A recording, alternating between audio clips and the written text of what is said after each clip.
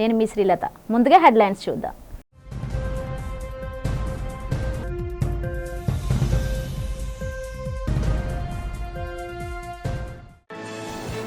రాష్ట్ర ప్రభుత్వం ఆధ్వర్యంలో అమరావతిలో అత్యంత ఘనంగా జరిగిన రాజ్యాంగ దినోత్సవ వేడుకలు ముఖ్య అతిథిగా పాల్గొని అంబేద్కర్ కి ఘన నివాళులు అర్పించిన ముఖ్యమంత్రి చంద్రబాబు.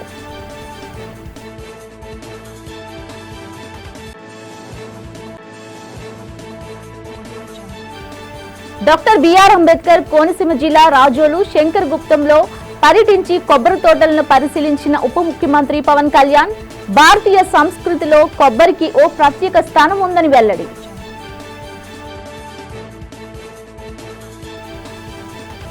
అమరావతిలో మంత్రి నారా లోకేష్ ఆధ్వర్యంలో అట్టహాసంగా జరిగిన రాజ్యాంగ దినోత్సవ సంవిధాన్ దివాస్ వేడుకలు విద్యార్థులతో నమూనా అసెంబ్లీ నిర్వహించి తిలకించిన ముఖ్యమంత్రి చంద్రబాబు నారా లోకేష్. గోపాలపట్నంలో ఎమ్మెల్యే గణబాబు ఆధ్వర్యంలో కన్నుల పండుగగా ప్రారంభమైన వల్లీ దేవసేన సుబ్రహ్మణ్య స్వామి షష్ఠి మహోత్సవాలు స్వామివారికి ప్రత్యేక పూజలు నిర్వహించిన ఆలయ అర్చకులు. ప్రజల గుండెల్లో అంబేద్కర్ శాశ్వతంగా ఉండిపోతారని ఏపీ సీఎం చంద్రబాబు అన్నారు. అమరావతిలో రాజ్యాంగ దినోత్సవ వేడుకల్లో భాగంగా విద్యార్థులతో మాక్ అసెంబ్లీ నిర్వహించారు. ఈ కార్యక్రమంలో చంద్రబాబు ముఖ్య అతిథిగా పాల్గొని మాట్లాడారు. విజన్ ఉంటే సరిపోదు, దాన్ని అమలు చేయడం ముఖ్యమన్నారు. నిరంతర శ్రమతోనే అనుకున్నది సాధించగలం, సరైన నిర్ణయాలు తీసుకుంటేనే ఏదైనా సాధ్యం అవుతుందన్నారు. సంక్షోభాలను అవకాశాలుగా మలుచుకొని ముందుకు వెళ్ళాలి. చిన్న వయసులోనే నేను ఎమ్మెల్యే అయ్యాను, 4వ సీఎంగా పని చేస్తున్నాను అన్నారు. మాక్ అసెంబ్లీలో విద్యార్థులు చాలా బాగా మాట్లాడారు. విద్యార్థులు ఎక్కడా తడబడలేదు. బాధ్యత గుర్తు పెట్టుకునేలా స్ఫూర్తినిచ్చేలా మాక్ అసెంబ్లీ నిర్వహించారని సీఎం కొనియాడారు. అంబేద్కర్ ఆశయ సాధన కోసం ప్రతి ఒక్కరూ రాజ్యాంగబద్ధంగా ముందుకు సాగాలని సూచించారు. సప్లిమెంటరీ క్వశ్చన్ అడగడానికి అనుమతినిస్తున్నాను. ముందుగా అవకాశం ఇచ్చినందుకు ధన్యవాదములు. అధ్యక్ష, మంత్రి గారు సమాధానం చెప్పేటప్పుడు గణనీయమైన సంఖ్య అని చెప్పారు, కానీ అంకెల్లోనే స్పష్టత లేకపోతే ఇంకా అభివృద్ధిని ఎలా కొలుస్తాం అధ్యక్ష?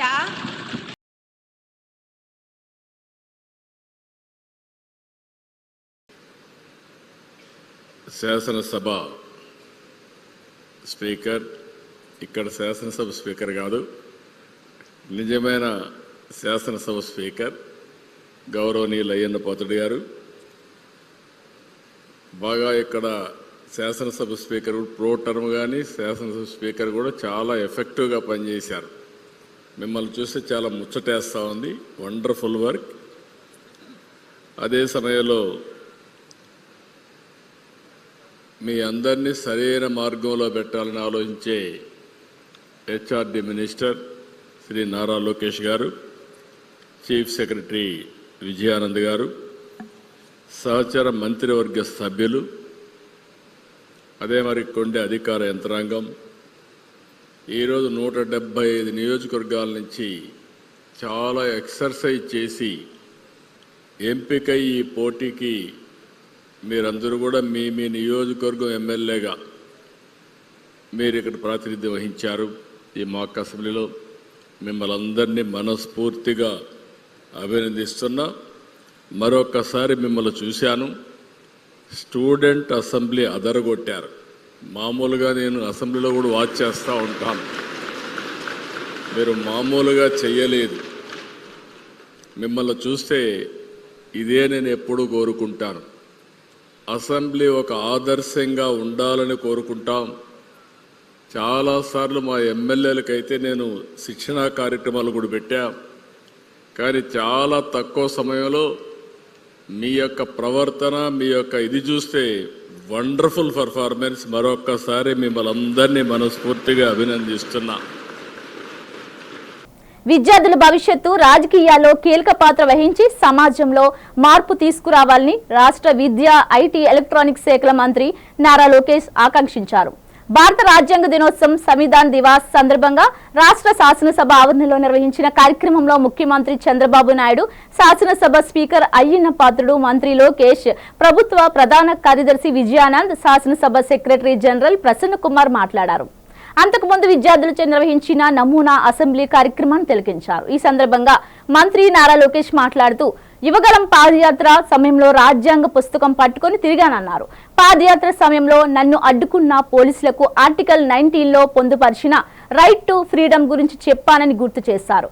పిల్లలకు చిన్న వయసులోనే రాజ్యాంగ హక్కులు బాధ్యతల గురించి తెలియజేయాలని ఆనాడే నిర్ణయించుకున్నానన్నారు. తల్లిదండ్రుల ప్రోత్సాహంతో నేను రాజకీయాలకు వచ్చా. నేను స్టాన్ఫోర్డ్ ప్రవేశ పరీక్ష సందర్భంగా రాసిన వ్యాసంలో ప్రజాసేవ, పాజిటివ్ లీడర్షిప్తో సమాజంలో మార్పు వస్తుందని రాశాను. మీరు భవిష్యత్తులో ఏ వృత్తిలోకి వెళ్ళినా నైతికతను వీడొద్దు, రాజకీయాల్లో పాజిటివ్ లీడర్షిప్ తేవడానికి కృషి చేయండి సూచించారు. ప్రపంచంలో ఏ దేశంలోకి వెళ్ళినా భారతదేశం ఆంధ్రప్రదేశ్కు గర్వకారణంగా నిలబడాలని మంత్రి లోకేష్ పిలుపునిచ్చారు.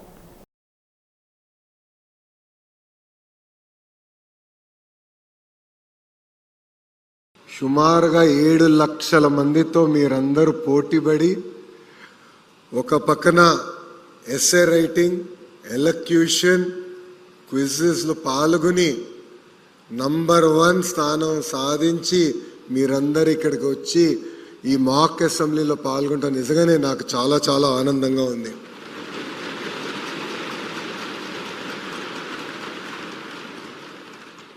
ఈ మాక్ అసెంబ్లీ అనేది ఒక ఉదాహరణ. అంటే మన మనసులో ఒకటి సాధించాలి అనుకున్నప్పుడు దాని వెనకాల ఎంత కష్టం ఉంటుంది. ఇక్కడ ఈ వేదిక మీద పెద్దలందరినీ కన్విన్స్ చేసాల్సి వచ్చింది. నా ఆలోచన అయితే శాసనసభలోనే పెట్టాలని గౌరవ స్పీకర్ గారితో కూడా నేను అనేక సార్లు చర్చించాను. అప్పుడు ఆయన పార్లమెంట్ ప్రాక్టీసెస్ రూల్ బుక్ తీసుకొచ్చి అసెంబ్లీలో పెట్టలేం, కానీ అసెంబ్లీ ప్రాంగణంలో పెట్టే బాధ్యత నేను తీసుకుంటానని గౌరవ స్పీకర్ గారు చెప్పారు. అయినా నేను ఒప్పుకోలేదు. ఆయనతో చివరి దశ వరకు కూడా పోరాడా.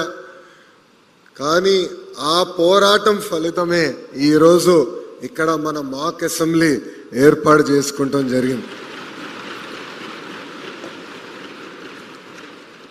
ఇది చూసిందా నాకు అనిపించింది, నేను స్కూల్కి వెళ్ళే సమయంలో కూడా మాక్ అసెంబ్లీ ఉంటే బాగుండేదని.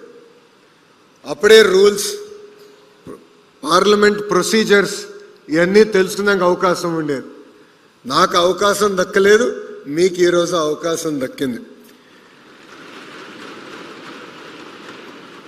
ఈరోజు మనం చూసింది living class room of democracy. మీరు ఇక్కడ చూస్తే స్పీకర్ని మనం ఎట్లా ఎన్నుకోవాలి, షార్ట్ డిస్కషన్స్ అంటే ఏంటి, బిల్స్ పైన ఎట్లా చర్చ జరుగుతాయి, ఇవన్నీ కూడా మీరు ఈరోజు చూస్తాం జరిగింది. డాక్టర్ బిఆర్ అంబేద్కర్ జిల్లా పర్యటనలో భాగంగా రాష్ట్ర ఉప ముఖ్యమంత్రి పవన్ కళ్యాణ్ రాజోల్ నియోజకవర్గం కేశవదాసుపాలెం వద్ద శంకరగుప్తం డ్రైన్ పొంగి పాడైన కొబ్బరి పంటను పరిశీలించారు. కొబ్బరి తోటలోకి నీరు చొచ్చుకురావడానికి గల కారణాలను అధికారులను అడిగి తెలుసుకున్నారు. శంకరగుప్తం డ్రైన్ ఎక్కడి నుంచి ఎక్కడి వరకు విస్తరించి ఉంది, ఆక్రమణలు ఏమైనా ఉన్నాయా, నీరు ఎంతకాలం పొలాల్లో ఉంటుంది తదితర వివరాలపై ఆరా తీశారు. అనంతరం కొబ్బరి రైతులతో భేటీ అయ్యారు. రైతుల సమస్యలు ఓపికగా విన్నారు. అనంతరం పవన్ కళ్యాణ్ మాట్లాడారు. కొబ్బరి లేనిదే భారతీయ సంస్కృతి లేదన్నారు. మన సంస్కృతి సంప్రదాయంలో భాగమైన కొబ్బరిని పరిరక్షించుకోవాల్సిన బాధ్యత మనపై ఉందని స్పష్టం చేశారు. కోనసీమ కొబ్బరి రైతుల సమస్యకు 40 రోజుల్లో శాశ్వత పరిష్కార మార్గాలు అన్వేషిస్తామని, సంక్రాంతి తర్వాత ఒక యాక్షన్ ప్లాన్తో మీ ముందుకు వస్తామన్నారు. కోనసీమలో 1,00,000 ఎకరాల పరిధిలో సాగవుతున్న కొబ్బరి తోటలపై 1,00,000 కుటుంబాలు ఆధారపడి ఉన్నాయి. వారి సమస్యకు శాశ్వత పరిష్కారం దిశగా అడుగులు వేస్తామని హామీ ఇచ్చారు.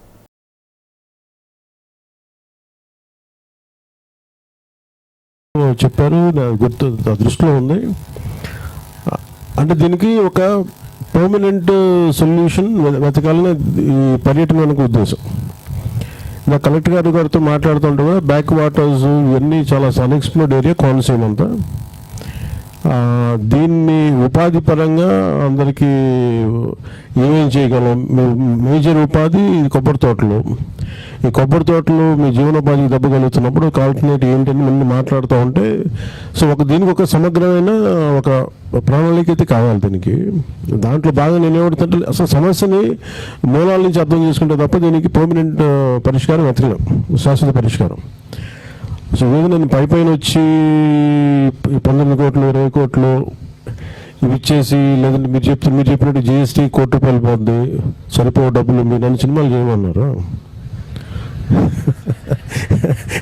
మరి ఇదే ఆయన గత ముఖ్యమంత్రి అడగలేకపోయారు. ఆయనకి అది ఇంకా వాళ్ళ దగ్గర ఎక్కువగా ఉంటాయి, నా దగ్గర ఉంటాయి అంటే అలా కదా. అంటే ఇవన్నీ ఏంటంటే సరదాగా జేబులోంచి ఇచ్చేవి కాదు, కానీ దీనికి ఒక శాశ్వత పరిష్కారం వెతకాలి. ఇదే సరదాగా కూర్చోటి మీ చేతి చప్పట్లు కొడుచుకోవడానికో లేదంటే ఇప్పుడు బాగా మాట్లాడితే మళ్ళీ ఓట్లు వేస్తారని కాదు. సమస్య నేను ఓడినా గెలిచినా ఈ రాజ్యాంగం ఈ దినోత్సవం రోజున, ఆవిర్భావ దినోత్సవం రోజున మీ అందరికీ రాజ్యాంగ ఆవిర్భావ దినోత్సవ శుభాకాంక్షలు. మీ అందరికీ నాకేదో పుస్తకం చదువుతూ ఉంటే 50 తర్వాత మనకి ఇవన్నీ వచ్చినప్పుడు, రాజ్యాంగం వచ్చిన తర్వాత అసలు ఎక్సర్సైజ్ చేసింది ఎవరు రాజ్యాంగాన్ని అంటే మీలాంటి ఒకడు ఎమినెంట్ లాయర్స్ వీళ్ళందరూ గొప్ప గొప్పలు దాన్ని అర్థం చేసుకున్నప్పటికీ సాహితీవేత్తలకు పుట్టినిల్లు పార్వతీపురం మన్యం జిల్లా అని కలెక్టర్ ఎన్ ప్రభాకర్ రెడ్డి పేర్కొన్నారు. ఇక్కడ ఎక్కువ మంది కవులు, సాహితీవేత్తలు, రచయితలు ఉండడం జిల్లాకే గర్వకారణమని అన్నారు. Vijayawada book festival society, Andhra Pradesh సాంస్కృతిక శాఖ, ఆంధ్రప్రదేశ్ గ్రంథాలయ పరిషత్ సంయుక్త ఆధ్వర్యంలో స్థానిక ప్రభుత్వ జూనియర్ కళాశాల ప్రాంగణంలో పార్వతీపురం మన్యం పుస్తక మహోత్సవ ప్రారంభోత్సవ కార్యక్రమం మంగళవారం జరిగింది. ఈ సందర్భంగా కలెక్టర్ ప్రభాకర్ రెడ్డి మాట్లాడారు. అనంతరం అడిషనల్ ఎస్పీ ఎం వెంకటేశ్వరరావు మాట్లాడుతూ పుస్తక పఠనం ద్వారానే తాను ఈ పదవిలో ఉన్నానని గుర్తు చేశారు. నిర్వీర్యం అయిపోతున్న నేటి యువతను తల్లిదండ్రులు, ఉపాధ్యాయులే సన్మార్గంలో నడిపించాలని, పుస్తక పఠనం ద్వారా లభించే విజ్ఞానంపై అవగాహన కల్పించాలని అన్నారు. డివిఈఓ వై నాగేశ్వరరావు మాట్లాడుతూ పుస్తక పఠనం ద్వారా లభించే విజ్ఞానం పట్ల వక్తలు చెప్పిన మాటలు తనకి స్ఫూర్తిని ఇచ్చాయని అన్నారు. ఆ స్ఫూర్తితో కళాశాల విద్యార్థులకు పుస్తక పఠనం వలన కలిగే ప్రయోజనాలు వివరించి కొనుగోలు చేసేలా చర్యలు తీసుకుంటామని అన్నారు. జిల్లాలోని 14 ప్రభుత్వ కళాశాలలో చదివే పేద విద్యార్థుల కొరకు స్వంత నిధులు వెచ్చించి పుస్తకాలను కొనుగోలు చేసి ఇస్తానని హామీ ఇచ్చారు. ప్రారంభించడానికి నాకు అవకాశం లభించడం చాలా సంతోషదాయకం. అవకాశం ఇచ్చినటువంటి పార్వతీపురం మన్యం జిల్లా వాసులందరికీ, ముఖ్యంగా నిర్వాహకులకి ధన్యవాదాలు తెలియజేస్తూ, వేదిక మీద ఉన్నటువంటి పెద్దలందరికీ కూడా పేరు పేరున నమస్కారాలు తెలియజేస్తూ, ఇక్కడికి విచ్చేసినటువంటి వాళ్లకు ప్రత్యేకంగా అభినందనలు తెలియజేస్తున్నాను. అభిరుచుల్లో అత్యున్నత అభిరుచి కలిగినటువంటి వాళ్ళు ఇక్కడ ఉన్నారనేది ఈ సమావేశానికి హాజరవడమే మీ సర్టిఫికేట్. మీకు ఒక మంచి అలవాటు ఉందని, ఒక అభిరుచి ఉంది అనేటువంటి దానికి నిదర్శనం ఈ పుస్తక మహోత్సవ కార్యక్రమానికి, ఈరోజు ఈ సభకి హాజరు కావడం అనేటువంటిదే గుర్తింపు. ఈ అవకాశం మనం అందరం కూడా సద్వినియోగం చేసుకోవాలి. అదేవిధంగా ఈ జిల్లా సాహితీవేత్తలకి పుట్టినిల్లు. మన ఉత్తరాంధ్రలో ఒక ఉత్తమ జిల్లా పార్వతీపురం మన్యం. ఇక్కడ వాతావరణం సహజ సిద్ధంగా మీకు అది తెలుసుంటుంది. ఎక్కువ మంది కవులు లేదా ఎక్కువ మంది రచయితలు, ఆ లక్షణాలు ఒక్కొక్క ప్రాంతం నుంచి ఎక్కువగా ఉంటుంది, గొప్ప వాళ్ళ లక్షణాలు. స్వచ్ఛమైన తెలుగు, మాటలో స్పష్టత, ఇవన్నీ కూడా ఈ లక్షణాలు కేవలం ఎన్నో పుస్తకాలు, పుస్తక పఠనం అలవాటు ఉన్న వాళ్ళకే ఈ క్లారిటీ, ఈ థాట్ ఉంది. సో ఇందాక ఆయన చెప్పినట్టు ఈ కాలం పిల్లలు అనే కన్నా కూడా ఇంకా 10 years 20 years బ్యాక్ నుంచే ఈ పఠనం ప్రారంభమైపోయింది. అదే సినిమాల నుంచి ఇప్పుడు చేతిలో మొబైల్ ఫోన్స్, దాంతోపాటు ఈ ఏఐ. సో మనము ఏది చూస్తున్నామో ఆ కంటెంట్ని అదే చూపిస్తూ ఉండడము, దాంట్లో ఎక్కడా కూడా. భారత రాజ్యాంగ దినోత్సవాన్ని Visakha institute of medical science లో బుధవారం ఘనంగా నిర్వహించారు.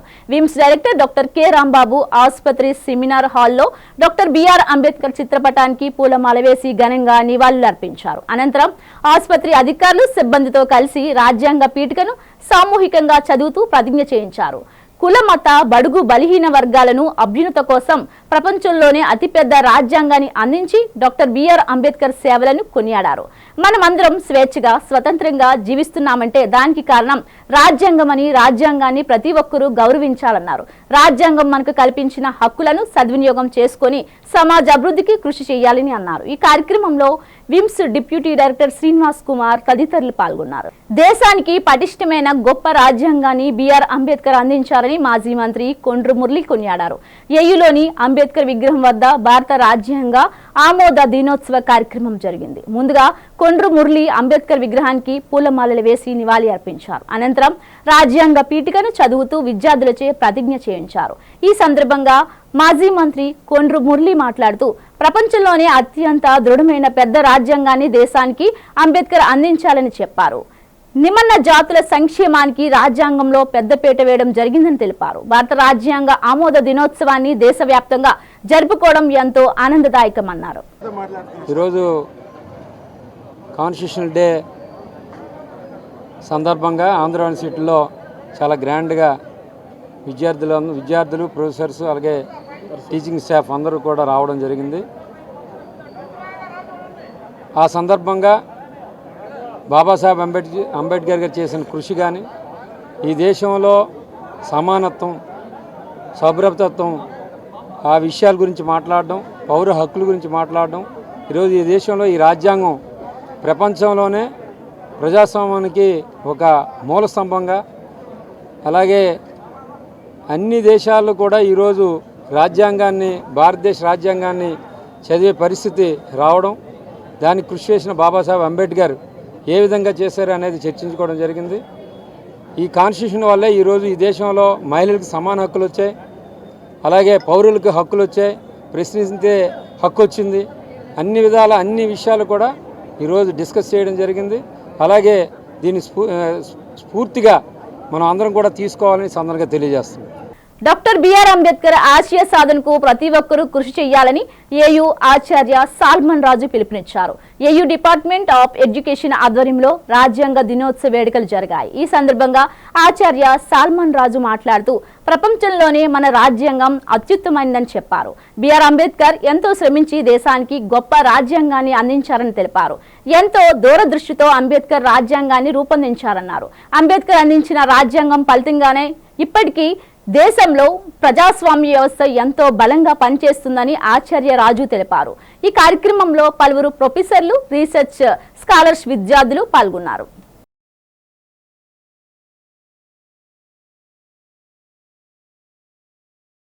దేశవ్యాప్తంగా కూడా అందరూ ఎంతో సంతోషం, ఆనందాలతో గడుపుకుంటూ ఉన్నారు. దానిలో భాగంగానే ఆంధ్ర విశ్వకాళ పరిషత్తులో విద్యా విభాగంలో డాక్టర్ శారన్ రోజు అధ్యక్షతన జరిగినటువంటి ఈ కాన్స్టిట్యూషనల్ డే యొక్క ఆవశ్యకతకు ప్రజలందరూ కూడా తెలుసుకోవాల్సినటువంటి ఆవశ్యకత ఎంతైనా ఉంది. భారత రాజ్యాంగ స్ఫూర్తిని ఆ రోజున ప్రతుల్ని డాక్టర్ బాబాసాహెబ్ అంబేద్కర్ గారు పార్లమెంటరీ అసెంబ్లీలో ప్రవేశపెట్టి ఆనాడు నవంబర్ 26, 1949లో ప్రారంభించి దాని తర్వాత చర్చలు జరిపిన అనంతరం 1950లో భారత రాజ్యాంగం అమలులోకి వచ్చినటువంటి కారణంగా ఈ దేశంలో శాంతి సుహృద్భావ వాతావరణం, ఈ దేశంలో ప్రజలందరూ కూడా సమానత్వంతో, ఈ దేశంలో ఉన్నటువంటి విభిన్న సంస్కృతులు, విభిన్న భాషలు ఉన్నప్పటికీ కూడా దేశమంతా కూడా సమైక్యత రాగంతో భిన్నత్వంలో ఏకత్వాన్ని కలిగినటువంటి భారతదేశం యొక్క సమైక్యతకు నినాదంతో ఉన్నటువంటి ఈ స్ఫూర్తిని భారతదేశం యొక్క భారత రాజ్యాంగం ఆనాడు రచించేటప్పుడు డాక్టర్ బాబాసాహెబ్ అంబేద్కర్ సుమారు 60 దేశాలకు సంబంధించినటువంటి రాజ్యాంగ స్ఫూర్తులను చదివి వాటిలో ఉన్నటువంటి ముఖ్యమైనటువంటి అంశాలను కూడా భారతదేశంలో ఉన్నటువంటి ప్రజానికానికి ఏ విధంగా అనుగుణంగా ఉంటాయి అనేటువంటి విధానంతో లిఖితపూర్వకమైనటువంటి ఎక్కువ పేజెస్తో 395 ఇట్లో ఉన్నటువంటి భారత రాజ్యాంగాన్ని విస్తృత స్థాయిలో వారి రచన చేయటం కారణంగా ఈ దేశంలో ఉన్నటువంటి ప్రజలందరికీ కూడా న్యాయం జరగటానికి, స్వేచ్ఛ స్వాతంత్రాలు ఉండటానికి, ఈ దేశంలో ప్రతి ఒక్కరూ కూడా నేను భారతీయునని సగర్వంగా వారు ముందుకు సాగటానికి కావాల్సినటువంటి అన్నిటి కూడా ఉన్నాయి. 1950, over a period of 20 years, mostly in 1983, a commission was appointed, headed by Justice Sarkaria, to find out how this constitution is being worked. Both sides of the coin, ills and good, both. Sarkaria Commission, speaking through Sarkaria himself, in fact on that I did my research, declared that constitution is not a static frame but a living organic institution. It grows from a plant into tree and gives us flowers and fruits. That was his notion. And Sarkaria said, I don't find any mistake in this. I don't find any difficulty in implementing it. I don't find any negative part of it. Everything is positive, and this constitution will live for hundreds of years, generations to come. That was what his statement was. So thus, we are blessed with a constitution drafted so meticulously, taking diverse cultures, diverse languages, diverse religious philosophies in India. Valli Devasena Subrahmanya షష్ఠి మహోత్సవం సందర్భంగా ఆలయ ధర్మకర్త ప్రభుత్వ whip Ganababu ఆధ్వర్యంలో శ్రీ వల్లి దేవసేన సుబ్రహ్మణ్య స్వామి వారి షష్ఠి మహోత్సవ కార్యక్రమం అంగరంగ వైభవంగా ప్రారంభమయ్యాయి. బుధవారం తెల్లవారుజాము నుంచే స్వామివారికి పంచామృత అభిషేకాలు మరియు ఉదయం 10 గంటల నుండి ఆలయం వద్ద స్వామివారికి కళ్యాణ మహోత్సవం అనంతరం భారీ అన్న సంరాధన కార్యక్రమం నిర్వహించినట్టు ఆలయ ధర్మకర్త గణబాబు తెలియజేశారు. ఈ కార్యక్రమంలో దాడి రమేష్, నారీ పిన్ని సత్యరాజ్, పెత్కంశెట్టి శ్యామ్ సుధాకర్, బొడ్డేటి విజయ్, ఐతంశెట్టి గోపి మరియు శ్రీ పైడితల్లి అమ్మవారి ఆలయ కమిటీ ప్రశాంత్ నగర్ పాల్గొన్నారు.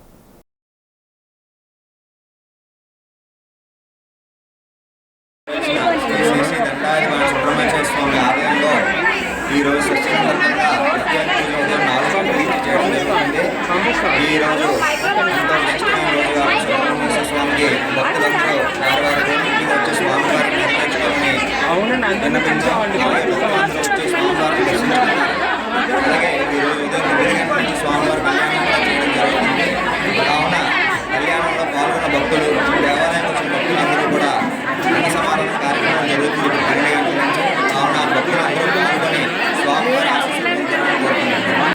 భారత రాజ్యాంగ దినోత్సవం మన్యం జిల్లా పార్వతీపురం కలెక్టరేట్ ఆడిటోరియంలో బుధవారం ఘనంగా జరిగింది. ముందుగా ఏవో N Chinnarao, E section superintendent G Sriramamurthy, H section superintendent Y Jayalakshmi, జిల్లా సమాచార పౌర సంబంధాల అధికారి గజపతిరావు, వివిధ శాఖల సిబ్బంది భారతరత్న డాక్టర్ బిఆర్ అంబేద్కర్ చిత్రపటానికి పూలమాలలు వేసి నివాళులర్పించారు. అనంతరం సూపరింటెండెంట్ జి శ్రీరామమూర్తి అందరితో ప్రతిజ్ఞ చేయించారు.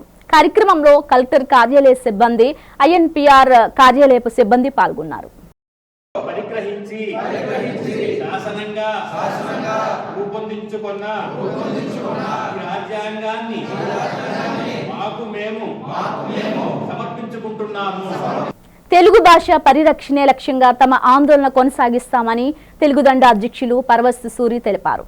మద్రిపాలెం కూడెల్లో గల తెలుగు తల్లి విగ్రహం వద్ద తెలుగు తల్లికి నీరాజనం కార్యక్రమాన్ని నిర్వహించారు. ముందుగా తెలుగు తల్లి విగ్రహానికి పూలమాలలు వేసి నివాళి అర్పించారు. అనంతరం పర్వస్తు సూరి మాట్లాడుతూ రోజురోజుకి తెలుగు భాష నిరాదరణకు గురవుతుందని ఆవేదన వ్యక్తం చేశారు. మాతృభాషను నిర్లక్ష్యం చేయడం అంటే కన్న తల్లిని నిర్లక్ష్యం చేసినట్లేనని అన్నారు. ముందుగా ప్రజాప్రతినిధులు అందరినీ కలిసి తెలుగు భాష పరిరక్షణకు కృషి చేయాలని కోరుతూ వినతి పత్రాలు అందజేస్తామని సూరి చెప్పారు. మన మాతృభాష అయిన తెలుగును పరిరక్షించాలని డిమాండ్ చేస్తూ విజయవాడలో ఆందోళన కార్యక్రమాలు నిర్వహించనున్నట్లు తెలిపారు. మన తెలుగు భాష రక్షణ కోసం తెలుగుదండు ఆధ్వర్యంలో మనం 15 రోజులుగా టిట్టిబ సత్యాగ్రహం నిర్వహిస్తూ ఉన్నాం. ప్రభుత్వం నుండి స్పందన శూన్యం. ఒక విధంగా చెప్పాలి అంటే అధికార భాషా సంఘాన్ని ఏర్పాటు చేయమంటే అదేదో ఆ దిక్కుమాల పేరు ఒకటి పెట్టారు, అఫిషియల్ లాంగ్వేజ్ కార్పొరేషన్ అట. అరటికాయలు నోట్లో పెట్టుకుంటారు, ఆంధ్రం మాట్లాడలేరు. అది వాళ్ళ పరిస్థితి. అందుకని ఇక్కడ కూర్చుంటే లాభం లేదు, విజయవాడ వెళ్ళి ఆ కరకట్టలోనే ముఖ్యమంత్రి గారి కొంప ముందే అమీతుమీ తేల్చుకుందామనే దానికి తెలుగుదండు సిద్ధపడింది. రేపు ఉదయం బయలుదేరి విజయవాడ బయలుదేరుతున్నాము. కవులు, కళాకారులు, భాషాభిమానులందరం కలిసి అక్కడికి వెళ్ళి వినతి పత్రాలు అందజేస్తాం. కాకపోతే ప్రభుత్వాన్ని, పాలకులను అల్లరి చేయడానికి మనం అక్కడికి వెళ్ళట్లేదు. 100 ఏళ్ల క్రితం నుంచి ఈ ఆంగ్ల భాష మోజు పెరిగింది. ఈ 30-40 ఏళ్లలో ఈ దేశవాళీ పాలకులు వాళ్ళ స్వార్థం కోసం, వాళ్ళ అధికార పీఠం కోసం మనకు సంక్షేమ పథకాల పేర్లతో బిచ్చం వేసి ఆంగ్లం చదువుకుంటేనే ఉద్యోగాలు వస్తాయనేటువంటి ఒక మోజు, వేలం వేరి కల్పించి వాళ్ళ పబ్బం గడుపుకుంటున్నారు. ఇంకా మనం సహించకూడదు, మన భవిష్యత్తులో మన బిడ్డలకు మన భాష అందదు అనేటువంటి ఒక ఆందోళనతోటి భాషాభిమానులందరం కలిసి ఈ సత్యాగ్రహానికి సిద్ధమయ్యాము. అమెరికాలో వెలుగునిచ్చింది థామస్ ఎడిసన్ అయితే ఈ మాతృభాష కోసం ఈరోజు కొత్తగా ఈ మొత్తం అంటే ఇక్కడ మీకు వైఎల్పి గారు నా క్లోజ్ ఫ్రెండ్ అండి, మీకు తెలుసు మాతృభాష గురించి ఎంతో మీరు శ్రమించారు. మా వైఎల్పి గారు కూడా వస్తారు, నా క్లోజ్ ఫ్రెండ్. ఈరోజు ఎంత ధన్యం ఉందంటే నేను అమెరికాలో ఉన్నానో లేకపోతే ఆంధ్రాలో ఉన్నానో అనుకున్నాను, కానీ ఇప్పుడు ఆంధ్రాలో ఉన్నాను. ఎందుకంటే నేను ఇక్కడ ఆంధ్రా నుంచి అమెరికాకి వెళ్ళి 43 సంవత్సరాలు అవుతుందండి. నా దృక్పథం ఏంటంటే సేవా సమితి, సమానత్వం. ఇక్కడ అందుకని నా పేరు దాము గేదెల. ఇక్కడ 83 వరకు ఆంధ్ర యూనివర్సిటీలో పనిచేసి 83లో అమెరికా వెళ్ళిపోయానండి. 43 సంవత్సరాలు అవుతుంది. అక్కడ కొత్తగా ఆర్గనైజేషను మన అమెరికా తెలుగుదేశం అసోసియేషన్ మన అమెరికా తెలుగు అసోసియేషన్. మేము ఎప్పుడు కూడా మాట తప్పమండి, మడం తప్పం, మేము తప్పకుండా. మేము అందుకని ఆ ఉద్దేశంతోనే ఈ ఆర్గనైజేషన్ స్టార్ట్ చేసాం. మన అమెరికన్ తెలుగు సంఘం మనకి జాతీయ అంతర్జాతీయ పురస్కార ప్రదానోత్సవం విశాఖపట్నంలో నిర్వహించడం, వారి యొక్క సంఘం యొక్క ప్రతిపాదనలు ఏంటంటే మనకి ఎక్కడున్నా సరే తెలుగు భాష, మన తెలుగు భాషలోనే మాట్లాడడం, తెలుగు భాషలోనే కార్యక్రమాలు, తెలుగు భాష మనకు అమ్మ భాష లాంటిది. కాబట్టి అంతర్జాతీయ రంగంలో ఉన్నా సరే తెలుగు భాషకు మేము ఎంతో గౌరవం ఇచ్చి ఈ ప్రాంతాలన్నీ కూడా, ఈ రాష్ట్రాలన్నీ కూడాను మేము తెలుగు భాషతో నింపి అన్ని విధాల అంతమంది కళాకారులందరినీ కూడా మనకి భారతదేశం నుంచి వచ్చేసినటువంటి వారందరూ కూడా అంతర్జాతీయ రంగంలో ఎవరు అడుగుపెట్టినా సరే మన తెలుగు వారికి మనం గౌరవించడానికి గల కారణం తెలుగు సంస్కృతి, తెలుగు భాష. తెలుగు భాషకే మాట. మన అమెరికన్ తెలుగు సంఘం తరఫున తెలుగు భాషను మద్దతు ఇవ్వాల్సిందిగా మేమంతా కోరుకుంటూ, కాపుల ఆత్మగౌరవ ప్రతీక, అన్ని సామాజిక వర్గాలను తనివిగా భావించి తెలుగునాట ఎంతో మందికి ఆపన్న హస్తం అందించిన స్వర్గీయ మిర్యాల వెంకట్రావు 86వ జయంతి వేడుకలను ఘనంగా నిర్వహించేందుకు ఆహ్వాన కమిటీ ఆధ్వర్యంలో విస్తృత ఏర్పాట్లు చేస్తున్నట్లు కమిటీ సభ్యులు తెలిపారు. బుధవారం డాబా గార్డెన్స్ విజయ ప్రెస్ క్లబ్ లో ఏర్పాటు చేసిన పాత్రికేయుల సమావేశంలో ఆహ్వాన కమిటీ తరపున జనసేన పార్టీ నాయకురాలు పసుపులేటి ఉషాకిరణ్, పసుపులేటి శేఖర్లు మాట్లాడుతూ డిసెంబర్ 14న నగరంలోని విఎంఆర్డీఏ బాలల ప్రాంగణంలో మిర్యాల వెంకట్రావు 86వ జయంతి వేడుకలను ఘనంగా నిర్వహించడం జరుగుతుందన్నారు. తెలుగు రాష్ట్రాల్లో పలువురు ముఖ్యమంత్రులు, మంత్రులు, ఎంతో మంది ప్రముఖులతో సన్నిహితంగా మెలగడంతో పాటు తనదైన శైలిలో సహాయ కార్యక్రమాలు నిర్వహించిన ఘనత మిర్యాలకే దక్కుతుందన్నారు. ప్రతి ఏటా మిర్యాల జయంతి వేడుకలను ఒక్కొక్క ప్రాంతంలో నిర్వహించడం జరుగుతుందన్నారు. ఈ ఏడాది విశాఖలో నిర్వహిస్తున్నామని, డిసెంబర్ 14న పలు ప్రత్యేక కార్యక్రమాలు చేపట్టడం జరుగుతుందన్నారు. అలాగే శత జయంతి ఉత్సవాల నిర్వహణకు ప్రత్యేక ప్రణాళికలు రూపొందిస్తున్నామన్నారు. అప్పటి వరకు ఆయన జయంతి కార్యక్రమాలను అన్ని ప్రాంతాల్లో నిర్వహిస్తామన్నారు. ఆహ్వాన కమిటీ తరపున గంట్ల శ్రీనిబాబు, కేవీవి సత్యనారాయణ, జరిపోతుల మోహన్ కుమార్లు మాట్లాడుతూ మిర్యాల ఆసియా సాధనకు తామంతా కృషి చేస్తామన్నారు. ఇప్పటికే మిర్యాల ఫౌండేషన్ ద్వారా అనేక సేవా కార్యక్రమాలు చేపట్టడం జరుగుతుందన్నారు. ఎంతో మందికి మార్గదర్శకంగా నిలిచిన మిర్యాల భవిష్యత్తు తరాలకు బాటలు వేశారన్నారు. ఈ కార్యక్రమంలో కోటపోతుల శ్రీనివాస్, ఆకుల మురళి, సుబ్బు, విశ్వనాథ్ తదితరులతో కలిసి ఆహ్వాన కమిటీ ప్రతినిధులంతా మిర్యాల 86వ జయంతి వేడుకలను సంబంధించిన గోడ పత్రిక ఆవిష్కరించారు. స్వర్గీయ మిర్యాల వెంకట్రావు గారి గురించి అందరికీ తెలిసిన విషయమే. ఉమ్మడి రాష్ట్రాల్లో ఆయన పేరు తెలియనటువంటి వ్యక్తులు ఎవరు ఉంటారు. ఈరోజు ఆయన 86వ జయంతి సందర్భంగా మరి మేమంతా ఆహ్వాన కమిటీ అందరం కలిసి రేపు డిసెంబర్ 14వ తారీఖున ఉడా చిల్డ్రన్ థియేటర్లో ఉదయం 10 గంటల నుండి ఆయన జయంతి మహోత్సవాల్ని ఏర్పాటు చేసుకోవడానికి కుటుంబ సభ్యులతో కలిసి ఈ కార్యక్రమానికి మీ అందరినీ ఈ మీడియా ప్రతినిధుల ద్వారా ఆహ్వానిస్తూ మరి స్వర్గీయ మిర్యాల వెంకట్రావు గారు ఒక మహోన్నత ఆశయాలు కలిగినటువంటి వ్యక్తి. కాపు, తెలగ, బలిజ, ఒంటరి, మున్నూరు కాపు ఇలా ఉపకులాలుగా ఉన్నటువంటి కాపులందరినీ ఐక్యపరుస్తూ సంఖ్యాపరంగా అధికారాన్ని నిర్దేశించగలిగినటువంటి స్థాయిలో ఉన్నటువంటి కాపులు కానివ్వండి, బడుగు బలహీన వర్గాలు కానివ్వండి, కొన్ని ఉన్న కులాలు కానివ్వండి, ఇవన్నీ కూడా అధికారానికి దూరం అవుతూ అధికారంలో పాలు పంచుకోవడానికి భయపడుతున్నటువంటి ఆ రోజుల్లో అందరినీ సంఘటితపరిచి కాపులు పెద్దన్న పాత్ర వహించాలి. ఎవరైతే బడుగు బలహీన వర్గాలు ఉన్నారో వాళ్ళందరికీ కూడా కాపులందరూ కలిసి పెద్దన్న పాత్ర వహించి మరి సామాజిక న్యాయం అనేది అన్ని వర్గాల్ని అన్ని కులాల్ని కలుపుకుంటూ ఈ రాష్ట్రాన్ని ముందుకు తీసుకువెళ్ళడానికి సామాజిక న్యాయమే నినాదం అన్న ఉద్దేశంతో ఆయన ప్రవేశపెట్టినటువంటి సామాజిక న్యాయం అనే మాట ఈరోజు అన్ని రాజకీయ పార్టీలు అవలంబిస్తున్నాయంటే దానికి మూల కారణం మిర్యాల వెంకట్రావు గారు. ఉండేవారు. ప్లస్ ఆయన దగ్గర సాయం పొందిన వాళ్ళు అయితే ఎవరూ లేరు. ఆయన ఏంటంటే లవ్ ఆల్ సర్వాల్ అని చెప్పి ఆ టైప్లో ఉండేవారు అన్నమాట. వారి 86వ వర్ధంతి పురస్కరించుకుని ప్లస్ వార్షికోత్సవం పురస్కరించుకుని జయంతి పురస్కరించుకుని వైజాగ్లో ఈసారి ఏర్పాటు చేయడం జరుగుతుంది. ఆయన 100వ దానికి కావాల్సిన ప్రణాళికలన్నీ కమిటీ తయారు చేస్తుంది. ఎడ్యుకేషన్ వైజ్ కానీ, హెల్త్ వైజ్ కానీ, మాదక ద్రవ్యాల నిర్మూలనకు కానీ ఇలాంటి కార్యక్రమాలన్నింటికి ఫౌండేషన్ ముందుగా ప్లాన్ చేసి 100వ జయంతి రోజుకి అన్ని పూర్తి చేయాలని చెప్పి ఒక టార్గెట్గా పెట్టుకున్నాము. మేము ఆయన నిర్వహించిన అనేక కార్యక్రమాలు అనేక సందర్భాల్లో ఆయన ఎలా ఉండాలి, ఎలా మసులుకోవాలి, మనం 10 మందికి ఎలా ఆదర్శంగా నిలవాలి అనే విషయాలన్నీ కూడా అందరికీ తెలియజేసిన వ్యక్తి. ఈరోజు ఎంతో మంది ఆయన శిష్యులు ఉన్నారు, ఆయన అభిమానులు ఉన్నారు, ఆయన సన్నిహితులు ఉన్నారు. ఈరోజు యావత్తు కాపులందరికీ కూడా ఈరోజు వరకు కూడా మిర్యాల వెంకట్రావు గారిని మేమందరం భావించుకుంటూ వస్తున్నాం.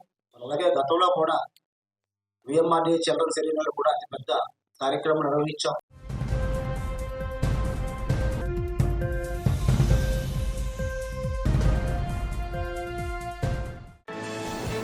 రాష్ట్ర ప్రభుత్వం ఆధ్వర్యంలో అమరావతిలో అత్యంత ఘనంగా జరిగిన రాజ్యాంగ దినోత్సవ వేడుకలు ముఖ్య అతిథిగా పాల్గొని అంబేద్కర్కి ఘన నివాళులు అర్పించిన ముఖ్యమంత్రి చంద్రబాబు.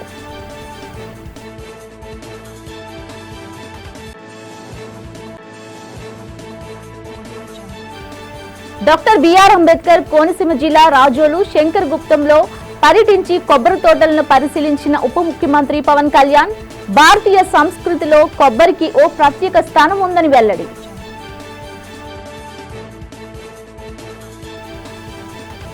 అమరావతిలో మంత్రి నారా లోకేష్ ఆధ్వర్యంలో అట్టహాసంగా జరిగిన రాజ్యాంగ దినోత్సవ సంవిధాన్ దివాస్ వేడుకలు విద్యార్థులతో నమూనా అసెంబ్లీ నిర్వహించి తిలకించిన ముఖ్యమంత్రి చంద్రబాబు నారా లోకేష్.